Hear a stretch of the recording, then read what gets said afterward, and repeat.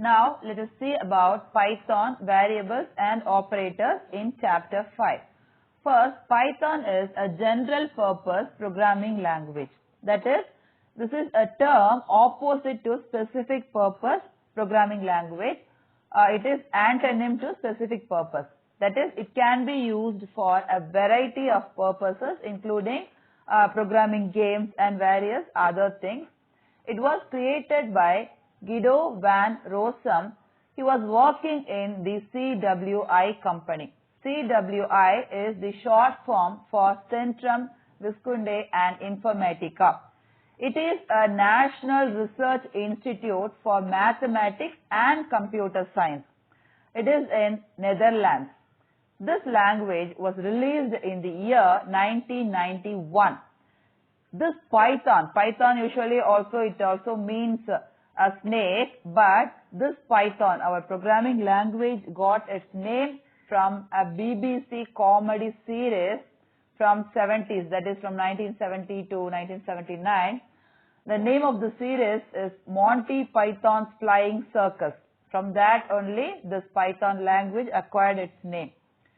Python supports both procedural and object-oriented programming approaches. Procedural means without OOPS concept, normal C. In olden days, we were using only procedural concepts, but we are now from C++, we are using OOPS concepts, class, inheritance, all those things will be there. So this Python supports both procedural as well as object-oriented programming approaches. Okay, so programming in Python. It can be written in two ways. In two ways we can write this Python programming language. One is called the interactive mode and the other is the script mode. In interactive mode, you will just type your coding. In the next line itself, you will get the output. It is like DOS. Interactive mode is just like DOS. In the next line itself, you will get the output. But script mode is like other C, C++ programming languages. You will type your coding in the editor and then you will get your output in another window, in IDLE window. So, these are the two methods in which you can do your Python programming. So, you can see this arrow mark, this triple arrow mark. Your interactive mode will look like this. At the beginning of each line, you will see these three arrows. To the right of that, you have to type your code, your command. So, in next line, you will have these three triple arrows followed by your output. So, that is with the interactive mode. We are going to see both the modes one by one. So, first let's begin with interactive mode programming. This can also be used as a simple calculator. Just if you type like 12 plus 7, in the next line you will get the answer. So, like that, as a simple calculator also interactive mode can be used. So, how to invoke this? So, this is also called IDLE. In IDLE, you can get this using start. First, you must go to start and then all programs, then Python 3.x. Then you will get IDLE Python 3.x.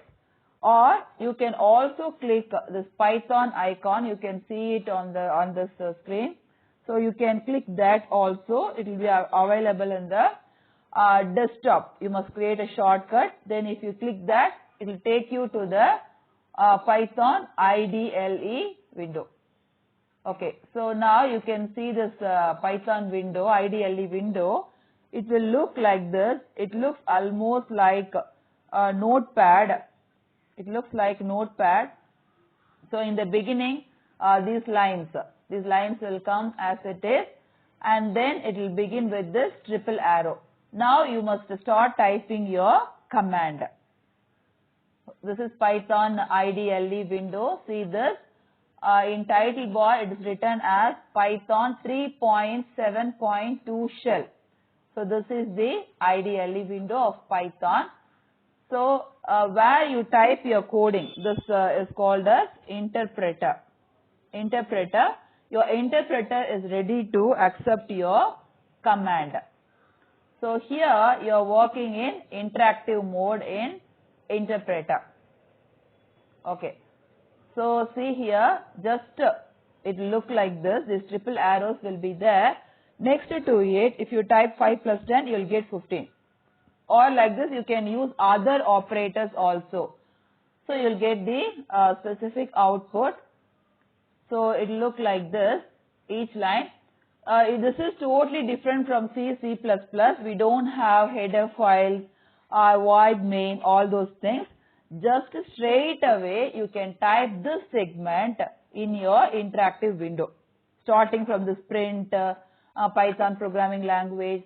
So like this you can line by line, you can straight away type this code, that is this command. And also you don't have to specify data type here, like char, x, int x, like that and all. You need not specify anything. Just straight away x equal to 10. It will take the value of, x will take the value of 10. Like that you can move on. Python 3.7.2 shell. So here, so this is how it looks, how the coding looks like in this interactive mode shell window. So like this, so you have got the sum equal to 30, and again in next line you will get this triple arrow that is called as command prompt. So you can once again type your command, then in next line you will get the result. Okay, next type is script mode programming. As I told you, there is another method. So this is script mode programming. So to get into it, what should you do? After getting into this interactive mode, here you can see file. So under file, you have to, if you click file menu, you will get this new file. Or otherwise, you can press Ctrl plus N shortcut also. In this shell window, Python shell window, you can do either of these two things to get the script mode. So this is script mode.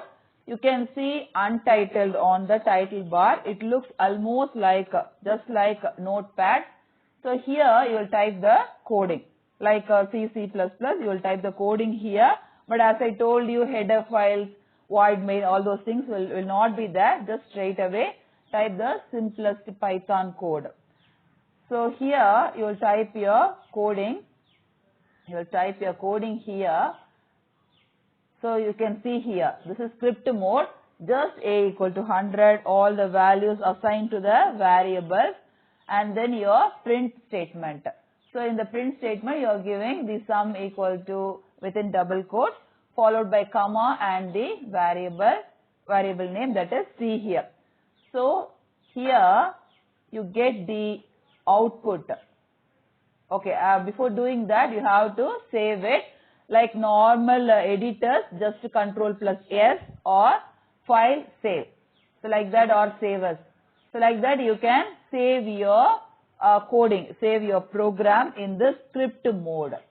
Then you have to specify the path, file location here, and then file name here.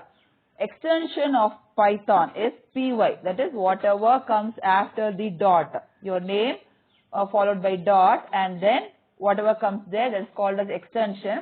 Extension of Python is .py, but you need not specify that, just you have to give the name. Automatically this py will be added to your program.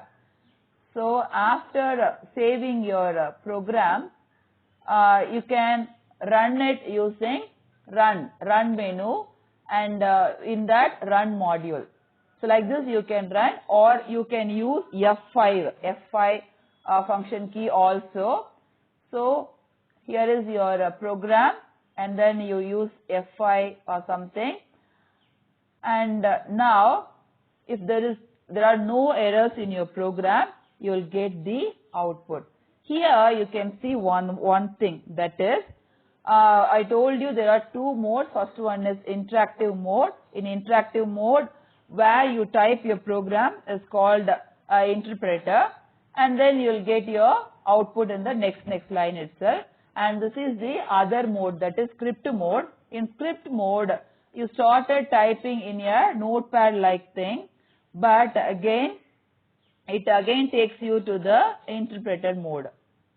That is that screen, interpreter screen. You can see that same Python 3.7.2 shell where you typed your interpreter mode coding. Okay, the same thing. So from script mode also, for output, it once again comes to this shell, that is Python 3.7.2 shell, interpreter mode window. Okay, now input and output functions.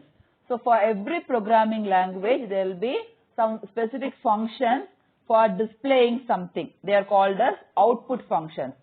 And there will be some functions used to get some value from us during runtime. In C, C++ and all C, we had a printf for output, that is display, and in C++ we had cout. Like that, in C we had scanf for input, and then in C++ we had cin for input. But here we have print for display. But you can use it in two different ways. First one is just simply within double quotes, you will give something within the bracket. So print within double quotes, whatever you type, that will be displayed. Just as it is, it will be displayed. That is one method. Another method is print variable. Variable is the name of the variable. Already you would have declared some variable, that is a equal to 20. So here you will give print a. So the value 20 will be displayed on the screen.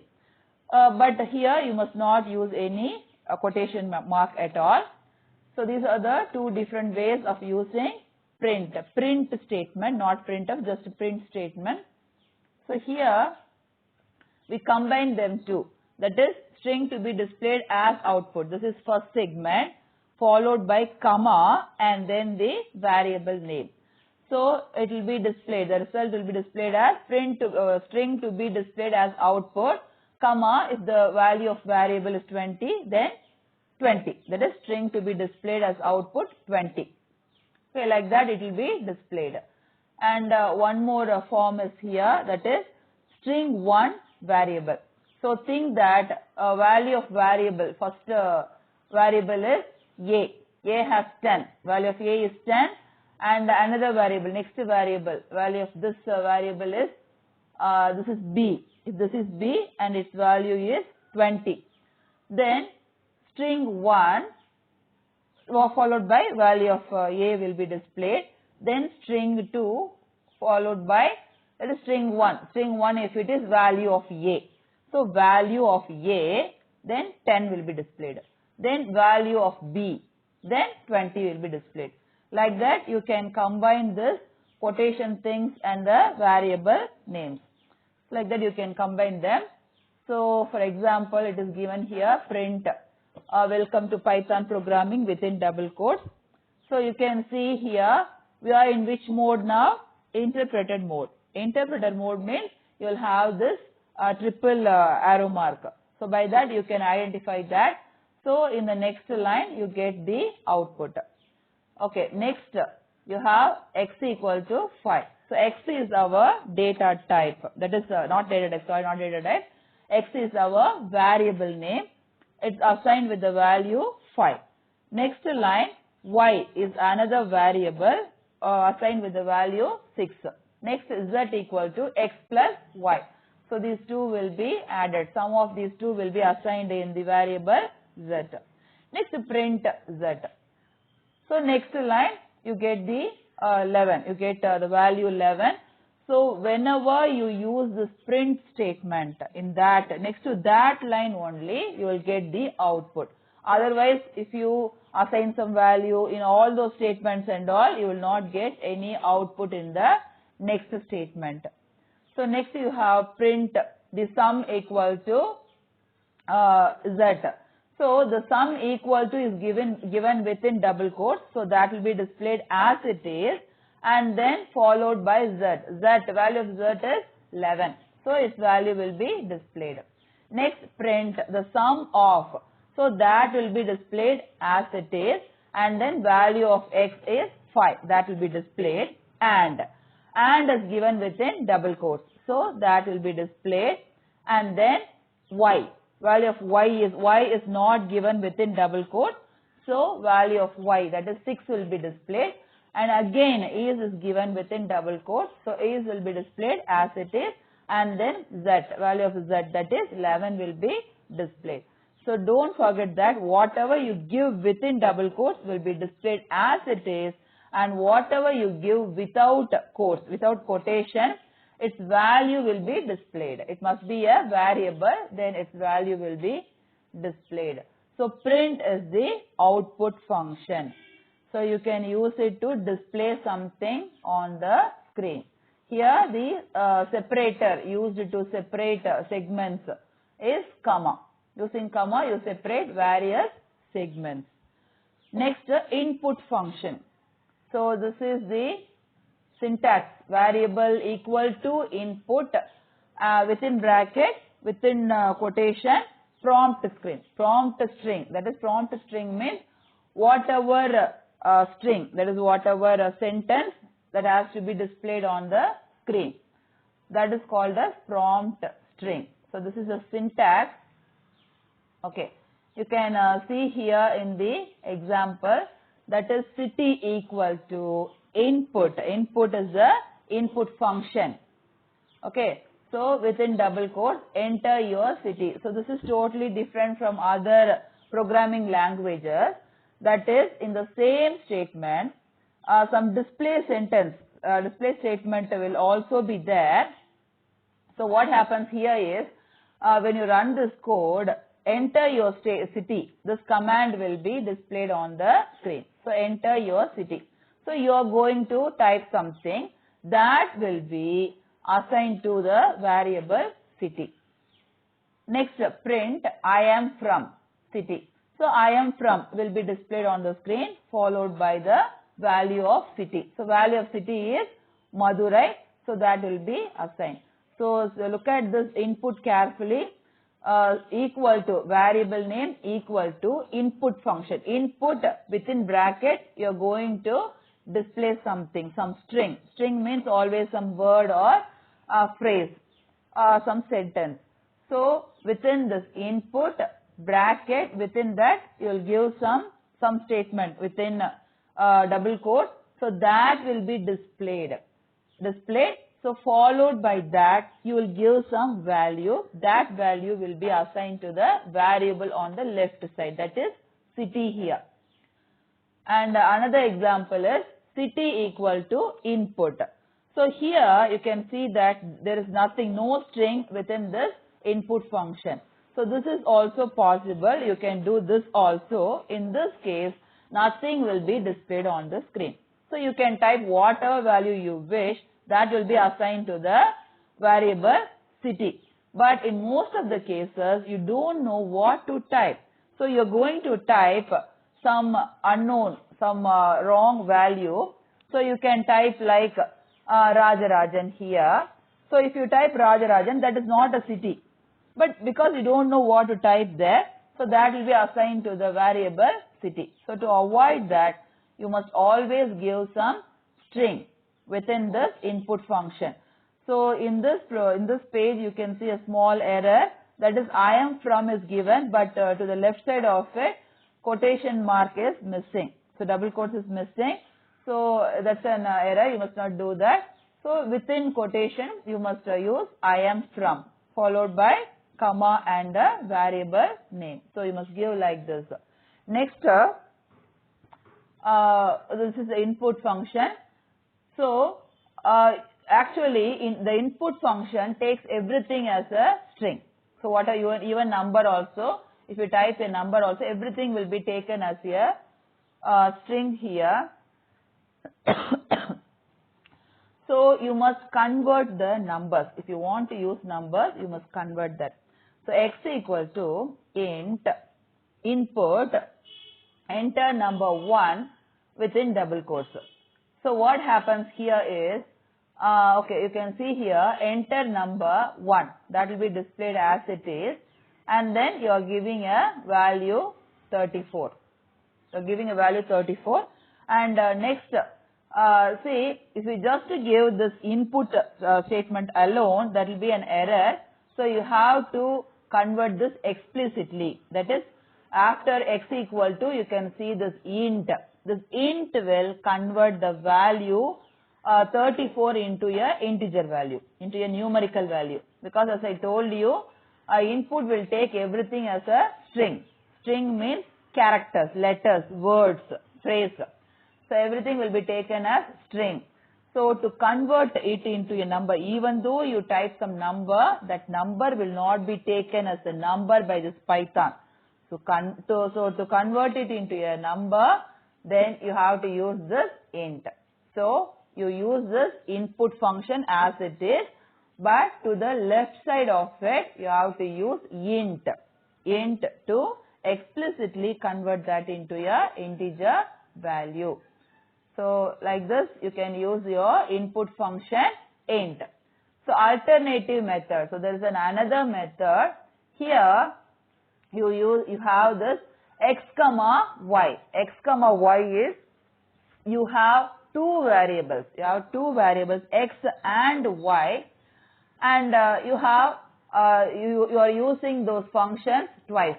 That is, input enter number 1. This is the function, and it is converted explicitly using int, followed by comma here, and then once again you have another input function.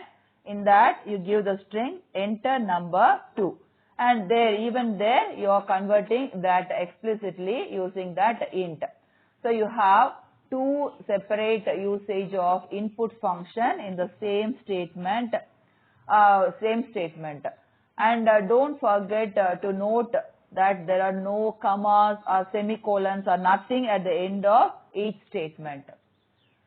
Okay, so here print x equal to followed by x, and then y equal to within double quotes followed by y. So for that you get x equal to 30 and y equal to 50. Okay, so for that is the value of print statement, and for x, that is for input statement, enter number 1 you are giving 30, and then enter number 2 you are giving 50. But here also a small error is there, that is the /n is not used in that coding, so it will not go to next line. New line is not used, so it will not go to next line. Actually, it will be displayed on the same sentence, that is the same line only. So that's a small error here. Next, comments in Python. Comment means these sentences, these statements will be hidden from the programming language. All the programming languages has comment statements, that is comment, they have comment. So usually in C, C++ and all, we use bar. We use bar. After that, whatever we type, they will not be displayed on the screen. But in Python, we use hash. Hash is used as a comment, single line, a comment symbol. So this symbol, that is, if you use only one hash symbol and followed by that, in that line whatever you type, that will not be considered by the Python programming language. So one line, whatever you type, just in anything, just general things you can type there, that will not be considered by the Python programming language. But if you want to give more than one statement, then you have to use two hash symbols. That is, at the beginning of the first line and at the beginning of the last line. So within that, within two hash symbol, whatever you type will not be considered. It will just ignore whatever you're typing. So why do we use these comment symbols? If you want to explain something, you want to explain something in normal English, which is not related to the Python programming language, then you can use this hash symbol. Next we have indentation. Okay, usually in all the usual programming languages, in C, C++ and all, for separating the blocks, we use curly braces. That is void main, and next line you will have opening brace, and followed by so many lines, that is so many statements, and at the end of it, we will have another closing curly brace. So they are all called as blocks. We'll have blocks, we'll have these braces and other things, curly braces and other things to separate different blocks, modules and all. But in Python, we just use indentation. Okay, that is next line. In next line, no, it will begin, the new line will begin with some space. It will not begin at the same indentation. So if first line is after 5 tab points, that is 5 spaces, then in next line, the next line will be some more, even further. So like that, you will have indentation. So even here you can see, this known as tokens, the normal token types are. In next line you have indentation. So it begins after some space, that is after a tab. So this is called as indentation. So like that, in your coding you will have indentation. Indentation is used as the separator of blocks. So that is with Python. Next we have tokens. That is, if you take each character, we take each character as equivalent to alphabets. Okay, in English, in any language, we have alphabets, that is A to Z, So like that, if they can be considered as characters, then we have words in all those languages. So we can take that tokens as words. Tokens can be considered as words in normal languages.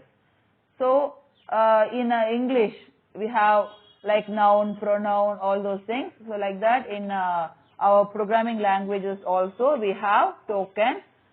So we have here identifiers, keywords, operators, delimiters, and literals. These are the 5 types of tokens we use in Python programming language. And we use white space separation in Python. So white space means tab, space, all those things will be open, just a space will be there. They are used to separate identifiers, keywords, all those things. So in between we will have these white spaces, that is tab and spaces. So first, identifiers.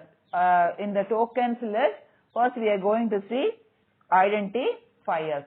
So identifier is a name used for a variable, function, class, module, object, everything. So that's a name given to something. It is assigned by the user. So assigned by the user. For example, we saw x equal to 20. So that x is a variable, that is an identifier. Like that, if you use any functions, the name of the function will be called as an identifier. So like that, these are the names given by the user or user in a program. They are called as identifiers. So first we are going to see the rules. Rules for naming the identifiers, that is variables. So first, if you want to name a variable, it can, we saw that x equal to 20. Here this x is a single character. But we can have identifiers with many characters. So if in that case, what all it can have, what all characters it can have? It can have uppercase characters A to Z, that is capital A to Z, or lowercase a to Z, and also we can use underscore. Underscore is the only special character that can be used in naming an identifier. It's the same with all the programming languages. We can't use other special characters like star, hyphen, all those things and all we can't use. We can use only underscore. And in numbers, we can use 0 to 9 also. Okay. So, and Python is case sensitive. That is, if you have your identifier name in uppercase, for example, if you give int, that is if you give x in uppercase, and in next line, if you try to display the value of lowercase, then it will throw an error because that uppercase only was declared, but this lowercase, Python doesn't know anything about this lowercase, so that will be an error. And also you can't use a keyword as an identifier. All the programming languages will have some keywords. Like in C, C++ and all, we use the int, all those things. So they are all keywords. So here Python also has a set of keywords that is specific only to the programming language, in this case Python, that cannot be used by the user as an identifier. You can't use that. Like for example, you can't use print equal to 20. So print is a keyword, so that cannot be used by the user as an identifier. And as I told you already, you can't use any special characters other than underscore, like all these punctuation characters. So example of valid identifiers: sum is a valid identifier, then total underscore marks. We use to underscore because here total and marks are two different words. There must not be any space in between, but we want to use two different words, so we connect them using underscore. So sum, total marks is an identifier, reg number, num1, so all these are valid identifiers.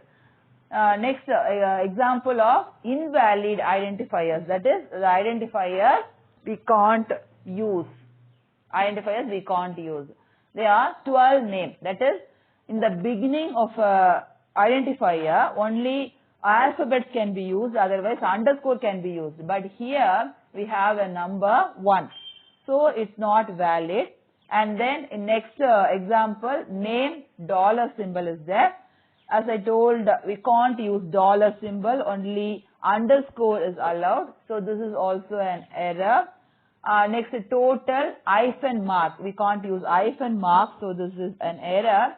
And then continue is a keyword, we can't use continue as an identifier, but if you have that continue in uppercase, then that is valid, because all the identifiers, that is all the keywords will be only in lowercase.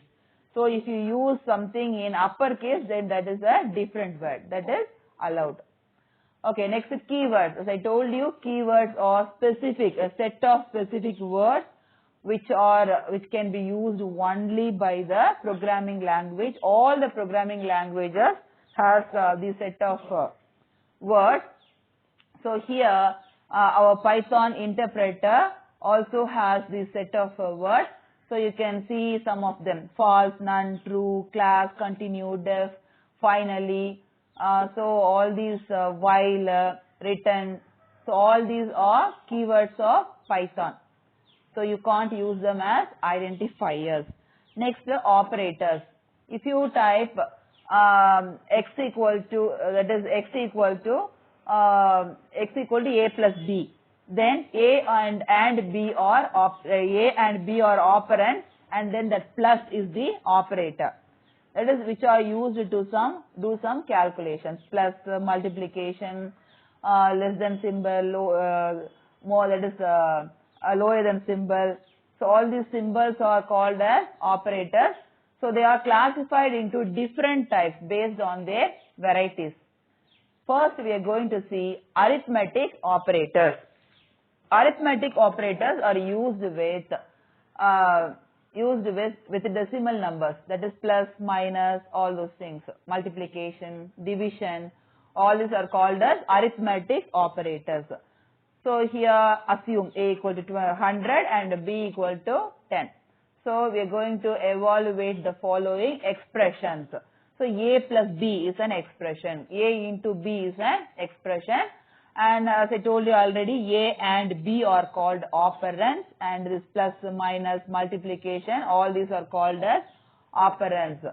So plus is the addition operator. So if you are in interpreter mode, just if you type a plus b in next line itself, This A and B must be variables. So in next line you will get the value, or that is the sum of A and B. If you type 12 plus 3, then in next line you will get 15. Okay, so next is subtraction. Subtraction. So A minus B. So here in next line you will get the difference of A minus B, A and B. Next, multiplication. So you know that already, you can't use that into, X symbol cannot be used for multiplication. You must only use the star symbol. So A into B gives the multiplication value of A and B. Next, division. A by B will give the division. That is, it will give the quotient. Then modulus. So A modulus 30. So this will give the remainder. This will give the remainder. So if you have this 10 modulus 3, then the remainder is 1. So modulus will return 1, whereas division will return 3. So that is the quotient. That's the difference between division operator and modulus operator. And exponent. Exponent A into T into 2. So this gives the exponent value. Next, floor division. So floor division means it rounds the value. It rounds up the value. So we are going to see them. That is in the example I told you, if you use 10 floor operator 3, then if you use 10 division operator 3, then it will give the value in decimal points. It will give 3 point or something, some value. But if you use floor division, you will get a round up value. That is, you will get whole number 3. So floor division gives the whole number. So this is a demo program. So by now you must be able to identify that this is a script mode, because you don't see that triple arrow here. So this is a script mode programming. A equal to 100 and B equal to 10. A and B are variables. Then you use the output statement, print the sum equal to A plus B. So all these, you are going to type the full program in the script mode, and you can see hashtag. So you must be able to identify that this hash symbol is a, what is this? This is a comment. Comment. That is, sorry, comment. So this is a comment. And the end, you see this program end, this is also a comment. So this program in Python interpreter will ignore these two lines. These lines are there, but this Python will not consider these two lines at all. So output, when you run this program using F5, then you will get this output on the screen. The sum equal to all these things and all, you will get this, get these in the screen. So next you have relational or comparative operators. So relational and comparative operators returns only Boolean values, that is true or false. That is 12 greater than 2. So 12 greater than 2 it's true. So it will return the value true, but 2 greater than 12 is false. So it will return the value false. So this relation, it will check the relation between two values or variables. It will also compare two variables or values. That's why it's called as relational or comparative operator. As I told you, this will not return any value, any numerical value. It will just return a Boolean value, that is true or false value alone. So here also we must assign A equal to 100 and B equal to 35. And here equal to is the equal symbol. So you can't use A equal to B to compare the variables A and B, because A is assignment operator. So to check whether the values of A and B are same, you have to only use this equal to symbol. This is the comparative operator or relational operator. So you can see that these values, these follow this triple arrow, A equal to B. So it will give false in the next line. So false in next line. So this is interpreter mode. So again in the next line you have to type A greater than B. So we see that A is 100 and B equal to 35. So it is true here, so this will return true. Next line, A less than B, because 100 is not less than B, so this will return the value false. Then A greater than or equal to B. So if A, value of A is greater than, or if it is equal to B, in both the cases, in either of those cases, it will return the value true. Next, A less than or equal to B. That is, A must be either less than B or it must be equal to B. So here it's not true, so it will return the value false. Not equal to, A not equal to B. So only if the value of A is not equal to B, then it will return the value true. True. Otherwise it will return the value false. So here we have a demo program to test this relational operator. So A equal to, we use this input function, enter a value for A within double quotes, and we use this within a int, so we give this to int converter. So here explicitly we convert this value into int, because we are going to get we expect a numerical value. So next statement, B equal to, same thing, we expect the value of B to be an integer number, that is a numerical value. Next print. Next print A equal to, we give that within double quotes, then followed by A. So now value of A will be displayed. Next B equal to, within double quotes, and B equal to. So this will be displayed as it is, followed by the value of B. Next print. So in all the statements we use all the operators. So you can see their outputs here. That is, we only get true or false values. As I told you already, we get only the Boolean values. Next, logical operators. So logical operators will also return Boolean value, that is true or false value. This logical operator is used between comparative operators. That is, left side one comparative operator, right side one comparative operator. In between we will use this logical operator. That is between two expressions, two comparative expressions. So here you see A greater than B is one comparative expression. A equal to B is another comparative expression. So in between we use this OR, logical operator OR and NOT. These three are the logical operators. You type it with the letters, not symbols, just OR and NOT. So this will return. So here we assume A equal to 97 and B equal to 35. So here A greater than B is true or false. If we check that, it is true. And or A equal to B. So this part is false, but the first part is true. So we just require or. Either one part must be true to get a true value. So here we get true. Next, A greater than B. This is true, and next we have and A equal to B.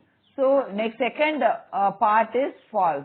So here, since that is both the parts only must be true, only then we get a true value. But here only one part, that is first part alone is true and the second part is false. So it returns a false value. Next we have not, that is not A greater than B. So value of A must not be greater than B. So here value of A is 97. So it is greater than 35. So not A greater than B. So this returns false. Actually this is I think this is wrong because this is opposite. So here A is greater than B, but it is given not. So it is opposite to that. So that's why it's returning false. Okay, next to test logical operators. To test logical operators, we have another program, the demo program, that is A equal to, here again input statement, and this is given, this is converted using this int. So we get the value of A and B. Then we have this print statement, A equal to A and B equal to B. So this print statement, and then we use this, the A greater than B or A equal to B equal to, okay, equal to we have, and then followed by A greater than B or A equal to B. So we use this, and these are the statements we saw in the previous segment. So we have this output here, and then assignment operators. Okay, assignment operator is just the equal to symbol. Equal to symbol is the assignment operator, but we have this, we used to have shorthand assignment operators. We have them to here. We will have them, we will combine them. We will combine this equal to symbol with other arithmetic operators, and then we will have this plus equal to, minus equal to, multiplication equal to, division equal to, modulus equal to, exponent equal to, and floor division equal to. So we have this. So in this example, equal to, x equal to 10. So value of 10 will be assigned to x. Then b equal to computer, value of computer, this value computer will be assigned to b. Then we have x plus equal to 20. Let's think that, let's assume that value of x is 30. So x plus equal to 30 means it's like x equal to x plus 20. So already the value of x is 30. So plus 20, so it's going to be 50. Value of x is going to be 50. So x plus equal to 20 is similar to x equal to x plus 20. The same way we use all the operators. We use all the operators. So this is assignment operator. Okay, next. So we have we use all the operators. Next, we have a complete program. In last segment we saw each one statement. Here we combine them all to get to make a program. To combine them all in one single program, and we get this as the output. And I want to tell you one more thing. If you are typing this, if you are reading this in mobile, there is an app in Play Store that's called Pydroid 3. You can download it, and then you can type the programs in the mobile itself, in both the modes, a script mode also and interpreter mode also. Okay, for interpreter mode, left side you can see interpreter, there interactive mode. You can see interpreter for the interactive mode. Using that you can type in the interactive mode, and the script mode as usual, just straight away open that and type that, and if you run that you will get the value. It's a very good program. It's just like normal that is normal Python you use in the system. So you can use that. Okay, next, conditional operator. Conditional operator means you will have two segments. You will have two segments. If one segment is true, then some value will be assigned, and if it is not true, then some other value will be assigned. So variable name equal to first segment on true. If it is true, this value will be assigned. If text expression. So this is the part where the expression is. So there that expression will be evaluated, and then if it is true, then left side, this on true value will be assigned. Else on false, that is if it is false, if the expression in the middle is false, then value on the right side will be assigned to the left side variable. For example, min equal to, in the center you can see 49 less than 50. So this is the expression. This expression will be evaluated first. So here if this is true, then 50 will be assigned to min. So if this expression is false, then 70 will be assigned to the min. So here you can see that this is true. So the value of min is going to be 50. Okay, next example, if 49 greater than 50. So in this expression is false. So the second value, that is 70, is going to be assigned in the min. So already in C++ also we have seen this conditional operator, but that format is slightly different here. So you can see in between that if followed by an expression and left side one value and right side one value followed by else. So if expression else, left side one value, right side one value. That's all. So if it is true, left side value will be assigned to the variable to the assignment operator. Otherwise, right side value will be assigned to the variable on the left side of the assignment operator. So that's it. Here we have the program. So the program is typed, and if you type it and run it, you will have the output on the screen. Next, delimiters. We saw while declaring the variables, we have separated the values by comma, and we have all these other delimiters also to separate various segments, various parts. Next, we have literals. If you have x equal to 20, x is a variable, that is identifier, and this 20 is a value, 20 is a literal. So the right side, what all value we have on the right side, that is the literal. That's called as the literal. Literals are of three types: numeric, string, and Boolean. So numeric means some number value. String means word, phrase, sentence, all those things. And then Boolean means, as we saw already, true or false. These are the two types of literals. So already, as I told you, x equal to 20. So whatever you give to the right side of that equal to, no, that is the literal. That the value we give, that is the literal.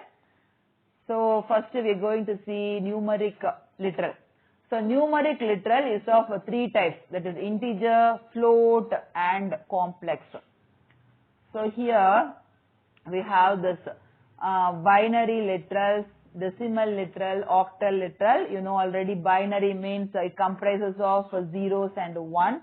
Decimal means 0 to 9. Octal means 0 to 7. Hexadecimal means 0 to 15. So here if you want to have binary literal, you will use that 1, 0, all those things. That is only 1 and 0, but you must prefix it with OB for binary. Decimal means no prefix, you need not prefix anything. Octal literal means you must prefix the octal value with capital 0 and lowercase 0. Hexadecimal literal means you must prefix it with OX. Okay, next in print statement, you use this integer literals A, B, C, D. So A, B, C, D, value of A, B, C, D will be displayed. Next, hash float literal. So this hash symbol, we know that that is a comment statement.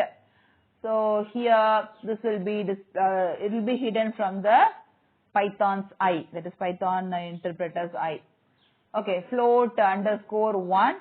So we know that this identifier, float and 1 are connected using underscore. So here float equal to 10.5. Then float equal to 1.5E2. So here this 1.5E2 is a complex 1.52E. So this is a float literal. So now we are going to see complex literal, that is x equal to 1 plus 3.14j. So this is a complex literal. So already we saw two float literals. Here next we are going to see this complex literal 1 plus 3.14j. So in this complex literal we have a complex literal within double quotes followed by comma. So the value of x will be displayed here. So x equal to, okay. So we know that in complex literal, two segments will be there, two parts will be there. So that first part, 1 plus, it is called as the real part, and then this 3.14, no, this is the imaginary part. So x within double quotes, x equal to x, value of x. Then followed by imaginary part of x equal to x dot imag, and comma real part of x equal to x dot real. So when we give like this, you will get the value like this, x equal to 3.14, that is the imaginary part, and the real part is 1.0, that is 1, we gave 1 there, but since it's a float number, so you will get 1.0 here. And other float literals, as usual 10.5, 150.0, so we will have decimal values in the float literals. So integer literals, normal, 10, 100, 10, 200, 300, this A, B, C, D. Okay, so A, B, C, D, all A to D are integer literals, that is binary, decimal, octal, hexadecimal, all these are integer literals. So they are displayed here as a 10, 100, 200. We gave it like, we prefixed with something, but in the output they will not be there, just the values will be displayed. Float literals will be displayed with decimal points. Complex literals will be displayed like this. You can display the real and imaginary parts also like this. Next, string literals. You know already, string means a word, even a character, and just an alphabet, no? So that also is a string, a phrase, a sentence, all these are called as strings. We use string with three quotes, three quotation, that is single quotes, double quotes, and triple quotes. So see, here you see char C. This C is a character. You can enclose it either within a single quote or a double quote.